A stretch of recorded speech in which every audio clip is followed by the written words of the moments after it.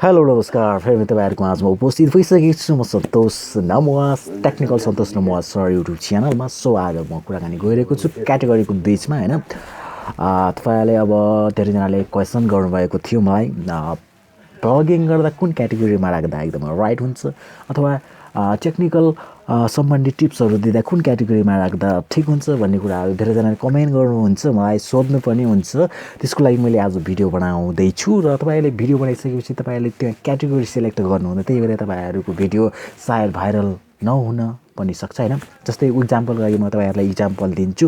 जस्तै अब तपाईँले हैन कमेडी भिडियो बनाउनुहुन्छ, अब कमेडी भिडियो बनाइसकेपछि तपाईँले त्यहाँ क्याटेगोरी सिलेक्ट गर्नु भएन भने हैन, तपाईँको भिडियो टेक्निकलवालालाई भिडियो पठायो भने तपाईँको भिडियो हैन टेक्निकलवालाको मोबाइलमा गयो भने तपाईँको त्यो टेक्निकलवालाले त हेर्दैन हैन। अब डान्स हेर्ने मान्छेले त अब टेक्निकल हेर्ने कुरो भएन। त्यसैले हैन क्याटेगोरी सिलेक्ट गर्नु एकदमै इम्पोर्टेन्ट छ। जुन क्याटेगोरीको मान्छेले जस्तै हैन डान्स हेर्ने मान्छेले डान्सवाला भिडियो जान्छ, टेक्निकलवाला हेर्ने बेला टेक्निकलवाला जान्छ, ब्लगिङ हेर्नेवाला ब्लगिङमा जान्छ। युट्युबको एल्गोरिथम नै यस्तै रहेको छ। त्यही क्याटेगोरी अनुसार तपाईँको भिडियोलाई पठाउने काम गर्छ। त्यो क्याटेगोरीको मानिसहरूको त्यो इन्ट्रेस्ट भएका ती मानिसहरूको मोबाइलमा तपाईँहरूको भिडियो पठाउने गर्छ अनि मात्र तपाईँको भिडियो चल्ने गर्छ हैन। त्यसैले अब तपाईँ ब्लगिङ गर्दै हुनुहुन्छ भने तपाईँले दुईवटा क्याटेगोरीमा राख्न सक्नुहुन्छ।